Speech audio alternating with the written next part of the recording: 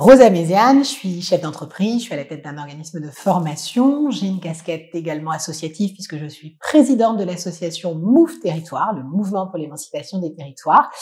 Et vous pouvez de temps en temps me retrouver dans différentes émissions médiatiques.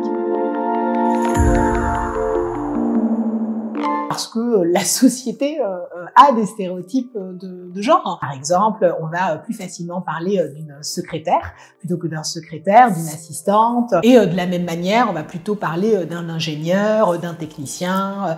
Et donc, on a tendance en fait à genrer les professions parce qu'on estime que les femmes vont avoir un certain nombre de qualités plutôt en lien avec l'écoute, la bienveillance, l'empathie.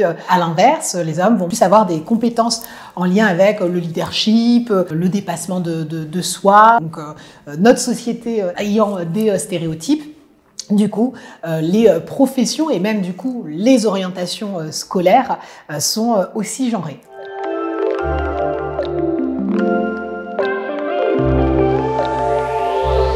Les stéréotypes engendrent des discriminations parce que naturellement, un certain nombre de métiers qu'on dit dits féminins sont très souvent des métiers à bas niveau de qualification. Permettre en fait aux femmes de ne pas se censurer et de ne pas orienter leur choix scolaire uniquement à travers ces stéréotypes, c'est permettre à des petites filles de se sentir bien, c'est de leur permettre de découvrir de futurs univers et puis c'est aussi leur permettre de faire des plus longue carrière parce qu'effectivement, un certain nombre de métiers de management notamment ou des métiers scientifiques qui sont très rémunérateurs sont beaucoup plus accessibles aux hommes qu'aux femmes.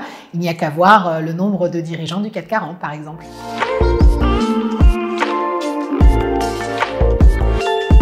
On se concentre beaucoup sur la journée des droits des femmes et c'est important, mais avant que cette femme puisse exister, il faut qu'on permette en réalité à la graine, à la petite fille en fait, de pousser. Tout ce qu'on construit en réalité au jeune âge, c'est ce qui vous permet d'avoir une colonne vertébrale beaucoup plus solide pour être une femme pleinement épanouie.